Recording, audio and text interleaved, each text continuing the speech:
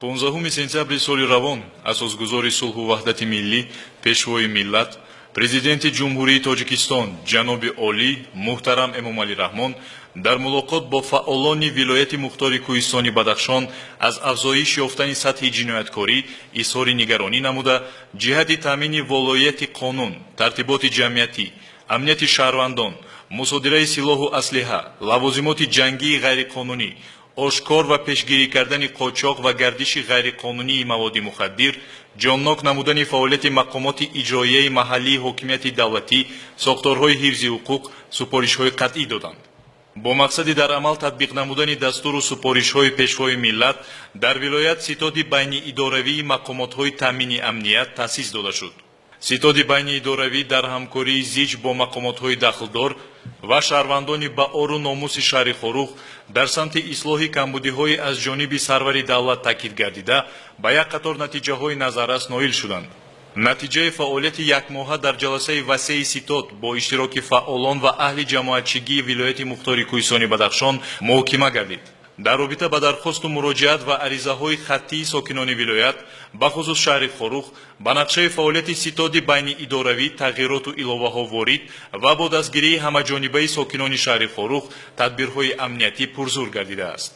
бояд зикр кард ки ба ҳолати то 22 октябри соли равон аз саркардагони гурӯҳҳои муташаккили ҷиноятии шаҳри Хорух Айёнбеков Толиб Абдураҳмонович, Мамадбоқиров Мамадбоқир Карамалишоевич, Мамад Асламов Ёдгоршо Шомусалламович, Мазоров Хурсанд Мирзоҳаётович, Шанбиев Мунаввар Наврузбекович ва сокинони алоҳидаи шаҳри Хорух ва дигар ноҳияҳои вилоят 201 адад силоҳи оташфишон аз ҷумла 76 адад автомати Калашников, 3 адад пулемети Калашников, 2 адад гранатомет, 1 адад комплекси зенитӣ, 40 адад тапонча, 13 адад карабин, 66 адад дигар намуди силоҳ, 38 адад норинҷак, зиёда аз 5350 адад лавозимоти ҷангӣ ва 960 грамм маводҳои тарканда мусодира карда шуд.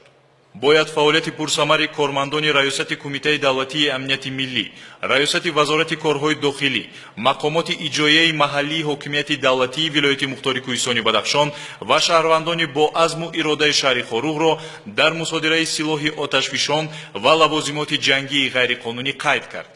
ситоди байниидоравӣ бори дигар ҳушдор медиҳад ки бояд то охирин силоҳу аслиҳаи ғайриқонунӣ ба мақомотҳои ҳифзи ҳуқуқ супорида шавад. имрӯз фурсати он расидааст ки мо ҳама якҷоя дар зери шиори ваҳдати миллӣ, асоси зиндагии шоиста, кору фаъолият намуда ба амали созандагӣ машғул шавем. бояд ёдовар шуд ки сарвари давлат дар масъалаи мубориза бар зидди ҷинояткорӣ, таъмини волояти қонун ва ба тафтишот ҳозир намудани ҷинояткорони дар ҷустуҷӯ буда нигаронии ҷиддӣ намуданд. дар натиҷаи роҳандозии чорабиниҳои фаҳмондадиҳӣ аз 21 нафар ҷинояткорони дар кофтукоб қарор дошта 14 нафари онҳо ихтиёран бо аризаи худиқрорӣ ба мақомотҳои ҳифзи ҳуқуқ ҳозир шуданд. ситод аз 7 нафар ҷинояткороне ки дар ҷустуҷӯ қарор доранд талаб менамояд ки ба мақомоти ҳифзи ҳуқуқ ҳозир шаванд, чунки ҳоло ҳам дер нашудааст. дар асоси дастуру супоришҳои пешвои миллат ситоди байниидоравӣ ҷиҳати таъмини нақшаи давлат ба сафи қувваҳои мусаллаҳи кишвар чорабиниҳои фаҳмондадиҳиро мақсаднок ба роҳ монда дар ҳамкорӣ бо мақомоти иҷроияи ҳокимияти давлатии шаҳри Хорух нақшаи муқарраршударо 120% иҷро намуд. мутобиқи моддаи 14 Конститутсияи Ҷумҳурии Тоҷикистон маҳдуд кардани ҳуқуқу озодиҳои инсон ва шаҳрванд танҳо ба мақсади таъмини ҳуқуқ ва озодии дигарон, тартиботи ҷамъиятӣ, ҳимояи асосҳои сохтори конститутсионӣ, амнияти давлат, мудофиаи мамлакат, ахлоқи ҷомеа, сиҳати аҳолӣ ва тамомияти арзии ҷумҳурӣ раво дониста мешавад. тибқи моддаи 19 Қонуни Ҷумҳурии Тоҷикистон дар бораи мақомоти амнияти миллии Ҷумҳурии Тоҷикистон ва моддаи 11 Қонуни Ҷумҳурии Тоҷикистон дар бораи милитсия ба мақомотҳои мазкур ҳуқуқ ва ваколат дода шудааст ки ҳангоми гузаронидани чорабиниҳои вобаста ба огоҳонӣ ва пешгирии ҷиноятҳое ки мувофиқи қонунгузории Ҷумҳурии Тоҷикистон ба салоҳияти мақомоти амнияти миллӣ ва вазорати корҳои дохилии Ҷумҳурии Тоҷикистон мансубанд, шахсони воқеиро барои роҳ надодан ба ҳаракатҳои ғайриқонунӣ расман огоҳ кунанд.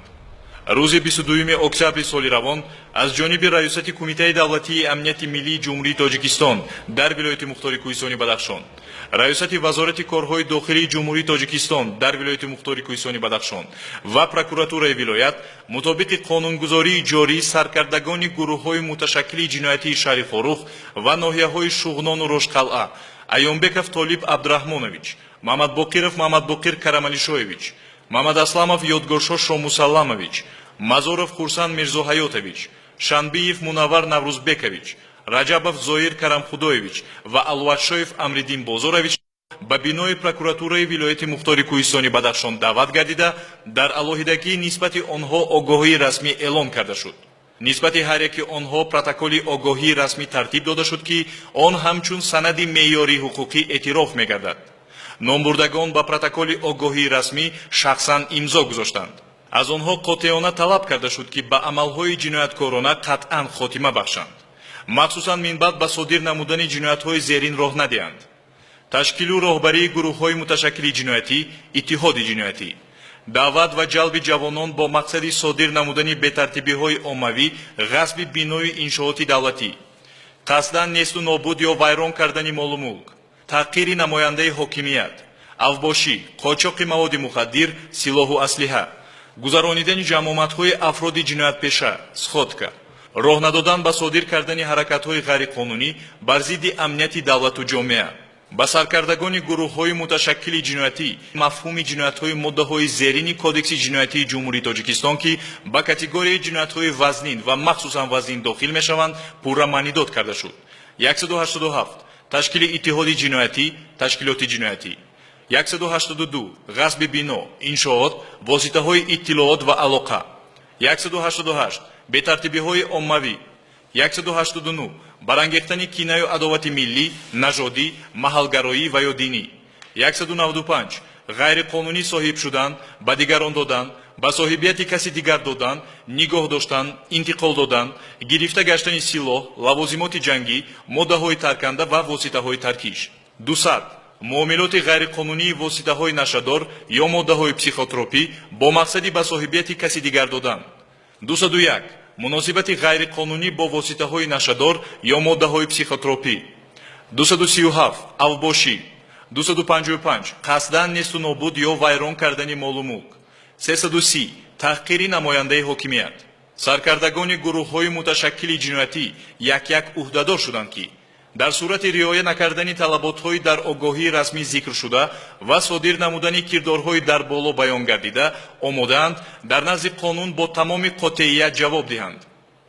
огоҳии расмиро муовини якуми вазири корҳои дохилии ҷумҳурии тоҷикистон, ҳамзамон сардори раёсати вазорати корҳои дохилӣ дар вилояти мухтори кӯҳистони Бадахшон, генерал-лейтенанти милитсия Аламшозода, сардори раёсати кумитаи давлатии амнияти миллии ҷумҳурии тоҷикистон дар вилояти мухтори кӯҳистони Бадахшон, полковник Меликов, муовини вазири корҳои дохилии ҷумҳурии тоҷикистон, генерал-майори милитсия Навҷувонов, муовини раиси суди олии ҷумҳурии тоҷикистон Исоқӣ, сардори раёсати назорати тафтишоти пешакӣ дар мақомоти прокуратура, мушовири адлияи дараҷаи 1 Содиқзода, прокурори вилояти мухтори кӯҳистони Бадахшон Асозода, прокурори раёсати прокуратураи генералии ҷумҳурии тоҷикистон Наботов, муовини якуми раиси вилояти мухтори кӯҳистони Бадахшон Мирзо Наботов дар ҳузури намояндаи ҷомеаи шаҳрвандӣ Иргашев эълон намуданд. муҳимтарин вазифаи шаҳрвандӣ ва қарзи фарзандии ҳар як сокини мамлакат, бахусус наврасону ҷавонон аз он иборат аст ки тоҷикистони азизамонро сидқан дӯст доранд ва онро чун гавҳараки чашм ҳифз намоянд. бояд аз гузаштаи пурифтихору ибратомӯзи миллати фарҳангиву сулҳдӯст, соҳибмаърифату тамаддунсоз ва ободгару созандаи тоҷик сабақи мардонагӣ гирифта ба ватани аҷдодии худ, давлати соҳибистиқлоли тоҷикон ва миллати тоҷик ҳамеша содиқона хизмат намоянд.